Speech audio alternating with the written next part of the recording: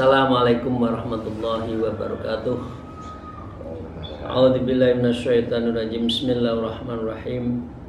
Alhamdulillahilladzi hadana lil hada wa ma kunna linahtadiya laula an hadanallah. Asyhadu an la ilaha illallah wa la syarikalah wa asyhadu anna Muhammadan abduhu wa rasuluhu la nabiyya ba'dah. A'udzubillahi minasyaitonirrajim. Bismillahirrahmanirrahim. Ya ayyuhalladzina amanu taqullaha wa kunu ma'as-shadiqin, amma ba'd. Mari kita bersyukur alhamdulillahirabbil alamin ala ni'amillah ala kulli halin wa nikmatin, dan bersolawat Allahumma shalli ala sayyidina Muhammad wa ala alihi wa ashabihi. Para salikin dan jamaah rahimakumullah, mari kita lanjutkan. Wa qala al-mu'allif fi hadzal kitab wa nabiyina bi ulumiyya fid darain, amin ya rabbal alamin. A'udzubillahi minasyaitonir rajim. Bismillahirrahmanirrahim. Wal maqalatul khamisatun, dan maqalah yang kelima, an Umar radhiyallahu anhu annahu qala mauqufan alaihi aw marfu'an ila nabi sallallahu alaihi wasallam. Ini dari Sayyidina Umar yang menerangkan tentang hadis. Ya, dalam proses ini beliau menyebut ada hadis mauquf dan hadis marfu'. Fal mauquf marwi anis sahabati wala yatajawwazu bihi ila Rasulullah sallallahu alaihi wasallam. Jadi kalau hadis mauquf itu hadis yang diriwayatkan oleh sahabat Rasulullah, tapi belum sampai mendengar langsung dari Rasulullah. Ya, wal marfu akhbara bihi sahabiyun an qaulin Rasulullah. Kalau hadis marfu adalah hadis yang dikhabarkan dari sahabat mendengar langsung dari Rasulullah. Nah, ini ada dua pembedaan ya. Beliau mengatakan, Sayyidina Umar, laula ti'aul ghaib la syahidtu ala khamsi nafarin annahum ahlul jannah. Jikalau tidak ada pengakuan yang ghaib, pasti aku persaksikan 5 golongan yang dia akan menjadi penghuni surga. Artinya iman terhadap yang ghaib itu adalah sesuatu yang menjadi kewajiban. Ghaibus samawati wal ardh. Banyak Al-Quran yang menyebutkan kita adalah orang yang harus yakin terhadap yang ghaib. Sayyidina Umar mengatakan, al-faqiru sahibul iyal. Orang-orang yang fakir mempunyai keluarga banyak. Wa wa mayyaskunu ma'hu wa tajibu nafaqatu alaihi. Orang-orang baik yang fakir khususnya maupun orang yang berkecukupan, dia terlalu bersama dengan keluarga di rumahnya, menafkahinya seperti hamba sahanya, ya, ka'abid seperti dia pembantunya, wa imrati dan istrinya, wa waladihi dan anaknya, as-saghira yang masih kecil. Artinya dengan segala hormat Bapak Ibu sekalian, orang yang ikhlas diberi apapun oleh Allah, anaknya banyak tapi rezekinya tidak banyak, itu juga jaminan masuk surga loh. Jadi jangan protes pada Allah. Diberi banyak ya alhamdulillah, itu karena Allah. Diberi belum banyak ya itu alhamdulillah, itu ya karena Allah.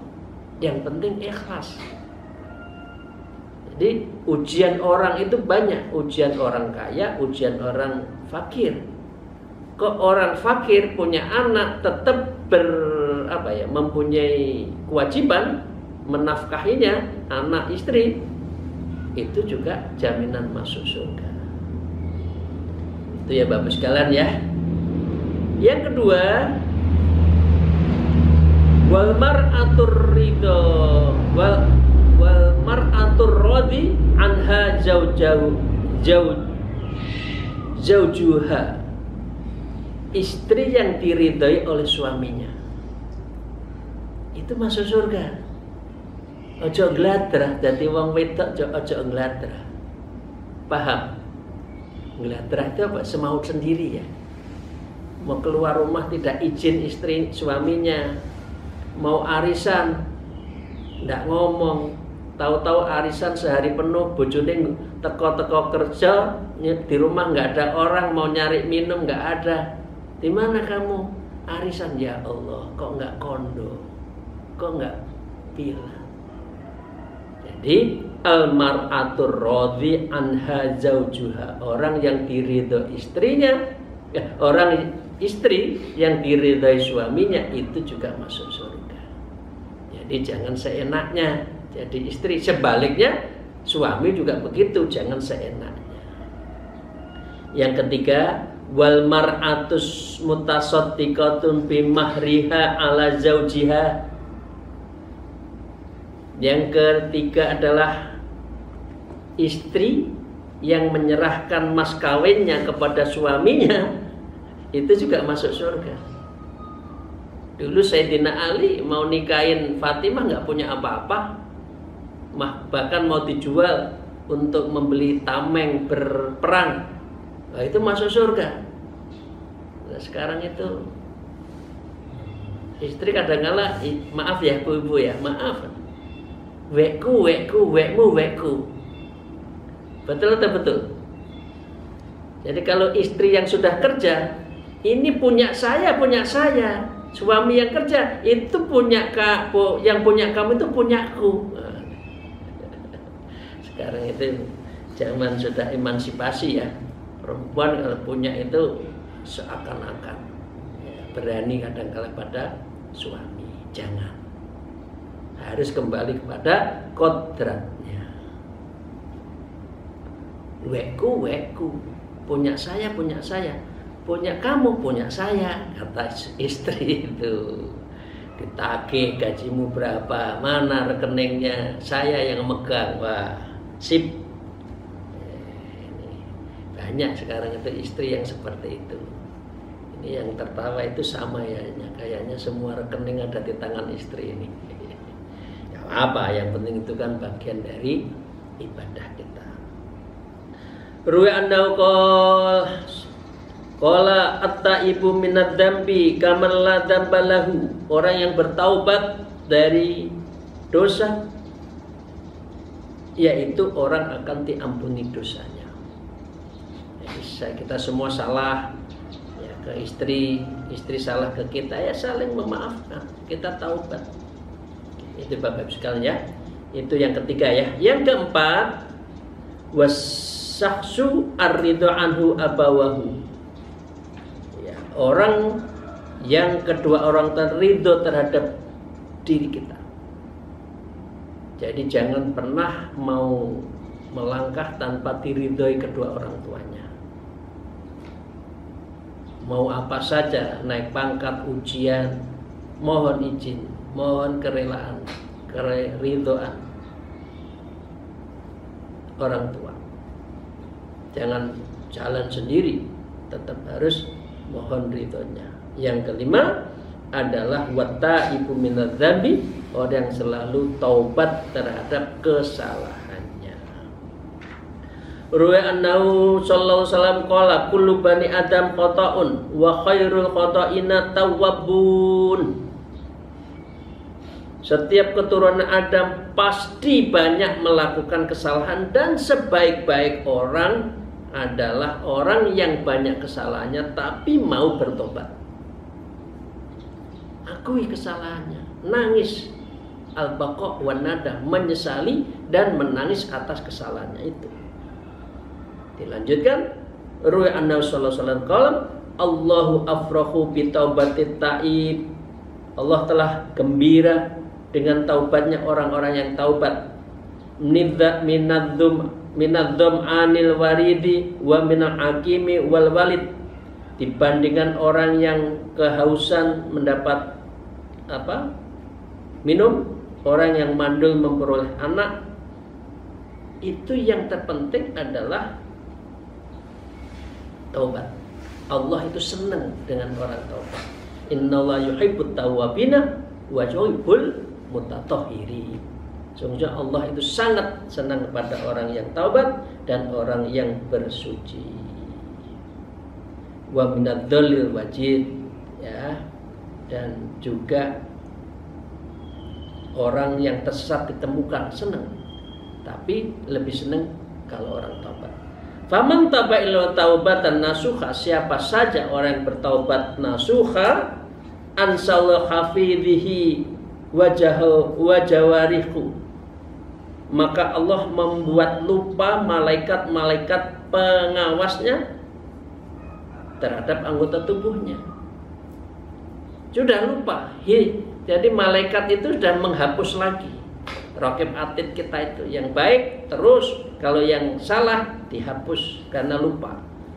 Wa biqa'al ardi kulliha khotoyahu wa dunubahu, dan tanah di bumi keseluruhan terhadap orang kesalahan atas dosa-dosanya. Pokoknya tobat dah. Jangan lupa setiap malam masih sholat taubatan nasuha. Bapak Ibu sekalian yang sudah suluh, mohon dengan hormat untuk jangan lupa salah satu sholatnya adalah sholat taubat. Selain sholat-sholat lain ya, sholat tahajud, taubatan nasuha, liridhoillah, lisyukrillah, linfadlillah, ditambah birrul walidain, ditambah sholat hajat. Jangan sholat hajatnya yang didulukan tapi belum birrul walidain. Itu Bapak sekalian. Ya, itu kaifiatnya seperti itu. Begitu juga doa, istighfar, sholawat, alhamdulillah berdoa. Jangan langsung minta belum istighfar, belum memuji Allah, belum sholawat, langsung doa. Nah, doa itu akan dibukakan kalau istighfar dulu, sholawat dulu, alhamdulillah dulu, memuji dulu, baru doa itu tembus pada Allah. Kalau enggak nanti hijab, ada penghalang. Itu Bapak sekalian yang maqalah ke-6 sekarang. Wal maqalatus sadis an Utsman radhiyallahu anhu khamsun hunna alamatul muttaqin. Ini diceritakan dari perkataan Sayyidina Utsman, beliau mengatakan khamsun hunna alamatul muttaqin, ada 5 hal yang merupakan tanda-tanda orang takwa. Itu Bapak yang saya hormati. Apa itu? Ruwah an-Nawqal, diriwayatkan dari Rasulullah sallallahu alaihi wasallam, beliau bersabda, la yablughul abdu ayyakuna minal muttaqin, seorang hamba tidak akan mencapai derajat mencapai derajat takwa hatta yata'amala ba'sa bihi, hingga ia meninggalkan hal-hal yang tidak jelek, khotran mimma mil ba'sin, karena berhati-hati dari hal dengannya terhadap kejelekan. Artinya berbuat baik saja belum yakin dirinya diterima, gitu Pak, dari hadis ini. Apalagi berbuat jelek betul. Jadi yang berbuat baik itu kita masih belum yakin diterima. Apalagi kalau kita sehari-hari berbuat jelek, ya pasti orang Jawa menyebut kulaan kok kulaan dosa. Belanja kok belanja dosa, ya gitulah. Jadi belanja itu belanja kebaikan, amal baik. Jadi itu tandanya apa? Yang pertama, awwaluha alla yujalisa illa man yuslahuddin ma'ahu wa yahlibul farji wal lisan. Yang pertama, ia tidak akan bergaul kecuali dengan orang yang baik agamanya, illa man yuslahuddin. Kalau bersahabat itu yang agamanya baik, ma'ahu yang menyertainya. Orang Jawa menyebut golongan kalah karo galangan. Golongannya apik, bagus. Tapi kalau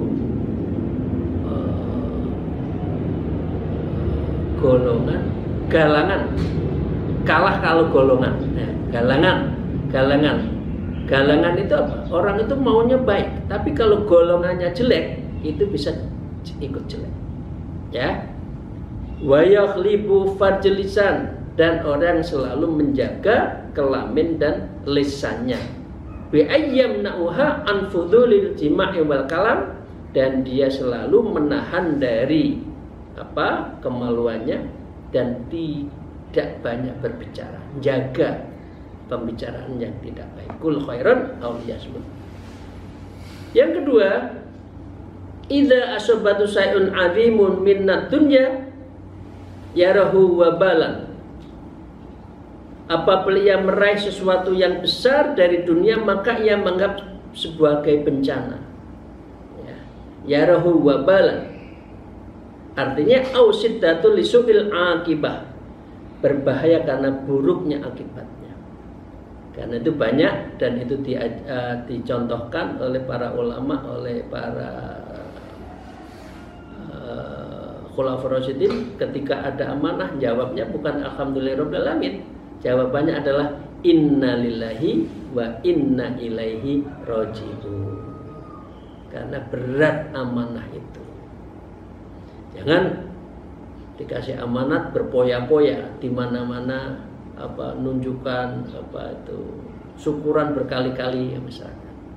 Yang ketiga, wa talituha idza asaba syai'un qalilun minad-din ikhtamma dzalik. Apabila ia meraih sesuatu yang kecil dari agama, maka ia merasa hal itu banyak. Artinya bersyukur Allah membukakan hati kita untuk berbuat baik. Ya. Artinya ay itiqad anna dzalika rihun azim, berkeyakinan bahwa itu adalah untung yang besar. Ya Allah, matur suwun, ya Allah, makasih saya membiasakan zikir.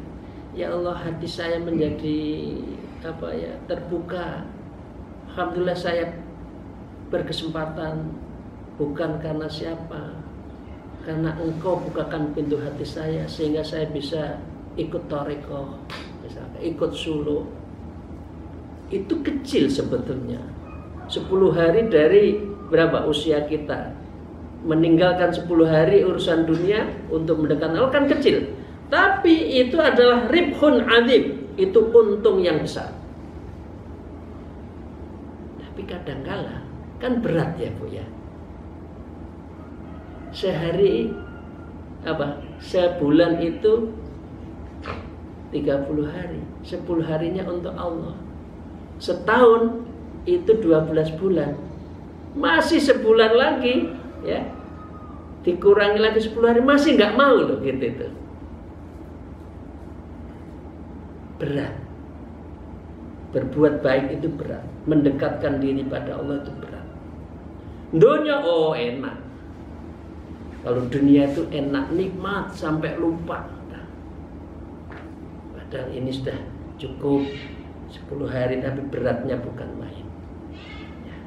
Oke, yang keempat, warabi'uha, yang keempat, la yamla'u batnahu min halalin khaufan min ayyu khalidahul haramun.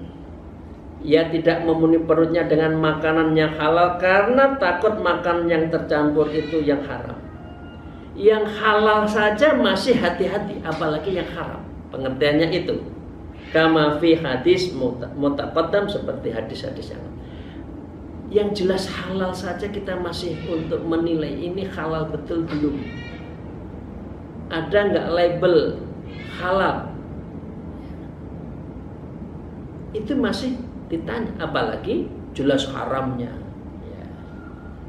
Yang kelima, wa khamisuha yaran nas kulluhum qad najwa wa yaron nafsahu qad halakat. Yang kelima, memandang orang itu yang lain itu baik-baik. Ya, yaron nasu kulluhum qad najwa. Artinya au khalasu minal halaki li husni muamalatin ma'allah ta'ala. Artinya dia melihat orang itu baik sehingga terlepas dari kesalahan-kesalahan dari Allah, ya, dan mereka sangat baik wa muamalatim Allah, dan dia baik dengan Allah. Tapi kalau melihat diri kita wajaran nafsu qad halakat, dan memandang diri kita itu adalah banyak kekurangan, masih banyak celaka.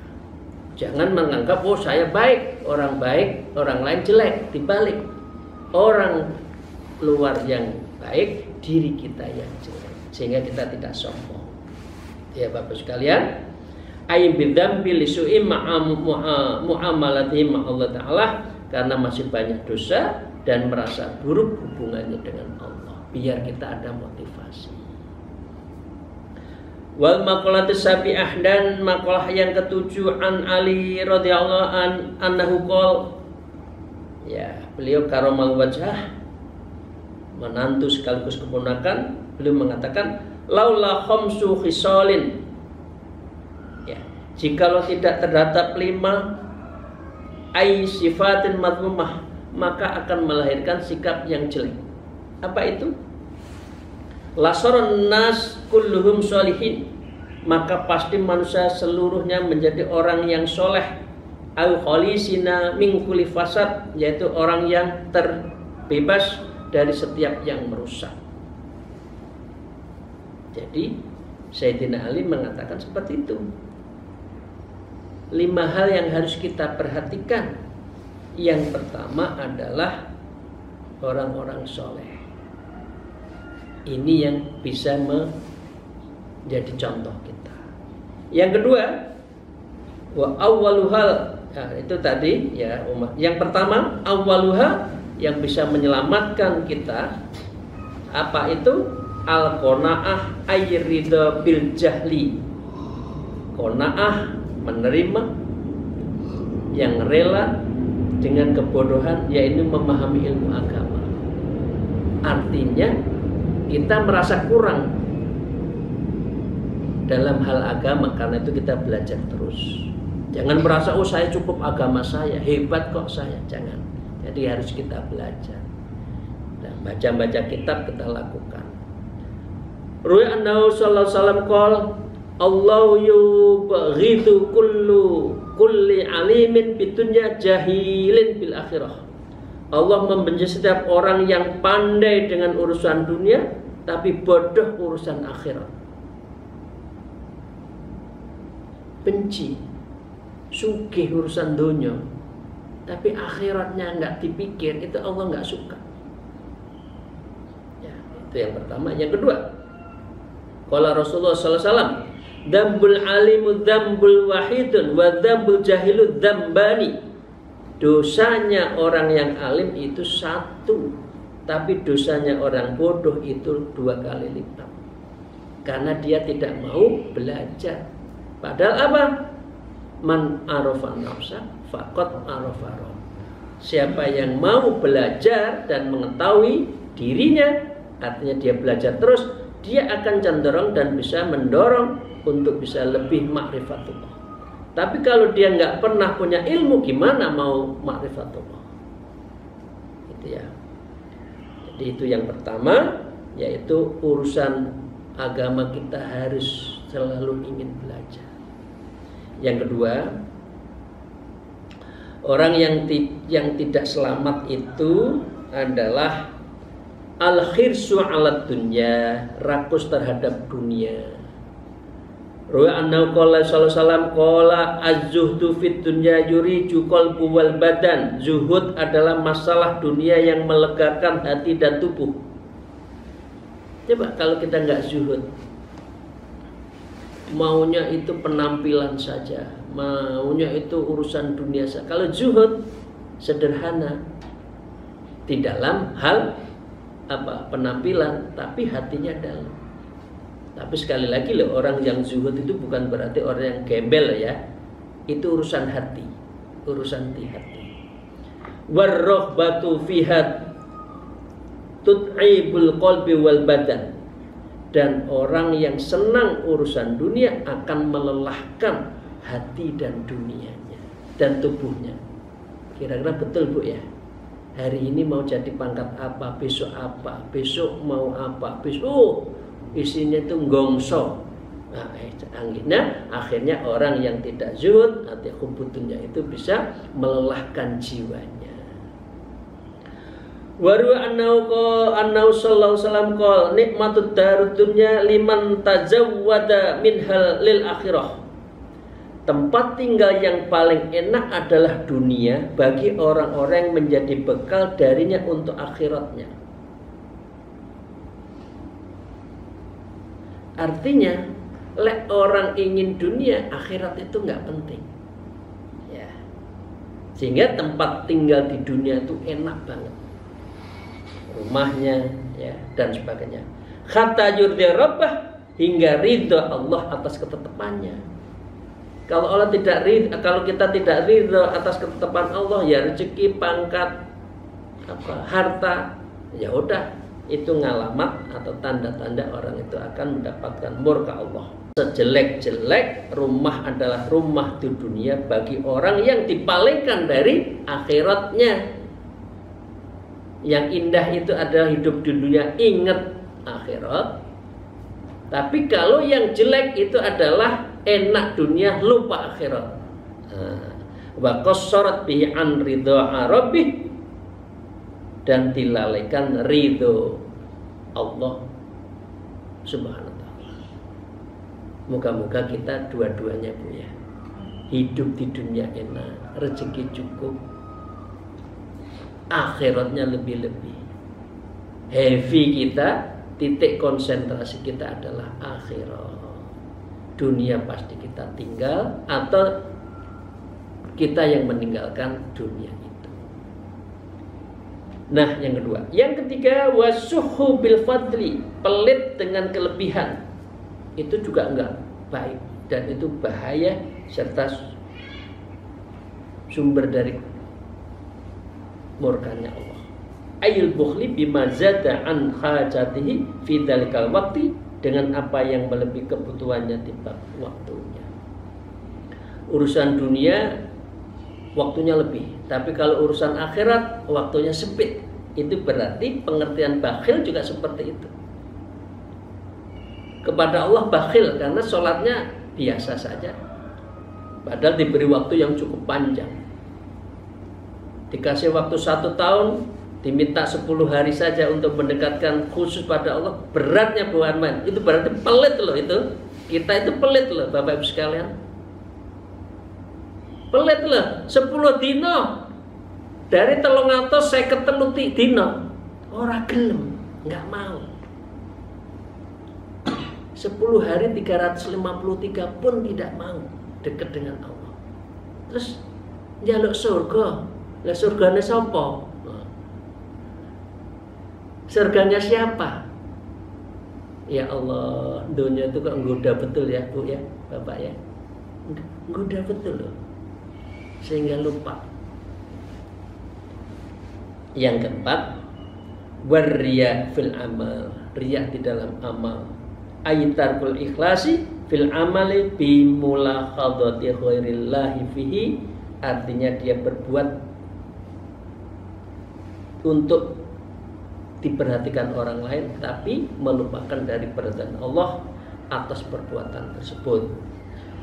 Urwa anna qala sallallahu alaihi wasallam asadun nas adzaban yaumal qiyamah mayurin nas ay anna fi khairan.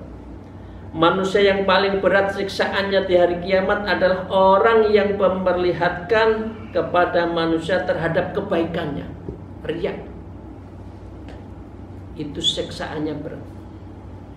Kalau sudah, itu kan ada tingkat kan? Ujub, riya, takabur. Itu 3. Kalau sudah orang itu ujub, bangga terhadap dirinya, mesti riya, ditunjuk-tunjukkan. Kalau sudah riya, biar takabur, melecehkan kepada orang lain. Itu satu tingkatan, satu proses itu. Wala khaira fihi, sedangkan tidak ada sedikit pun kebaikan untuknya karena riya itu. Dan diriwayatkan qala Rasulullah SAW, man aronna safauqa ma'indahu minal khasyah fahuwa munafik. Siapa saja yang memandang orang lain melebihi apa yang ada pada dirinya karena takut, minal khasyah fahuwa munafik. Orang itu munafik. orang lain hebat, dipuji-puji, dia merendah-rendahkan diri. Tapi dalam rangka takut jabatannya dipindah oleh atasannya, kok memundan-mundan seperti itu munafik. Hatinya sebetulnya nggak suka, tapi menjual diri kepada atasannya, menyembah, mendeple-deple itu apa ya? Deple itu merendahkan serendah-rendahnya sampai ndelosor. Ya, seakan-akan dia itu menghormat, tapi karena takut, fahuwa munafik. Orang seperti ini adalah munafik. Wa annahu sallallahu alaihi wasallam innallaha haramal jannah ala kulli mura. Sesungguhnya Allah mengharamkan surganya atas setiap orang yang riya. Ya. Oke, itu yang keempat. Yang kelima, Bapak Ibu sekalian, adalah wal ijabur birru'yi. Kagum terhadap kepandaian dirinya. Wah, aku tuh pinter loh ya. Saya tuh pinter ketimbang kamu semua. Naudzubillah min dzalik. Kalau ada orang mengatakan seperti itu adalah sumber bencana.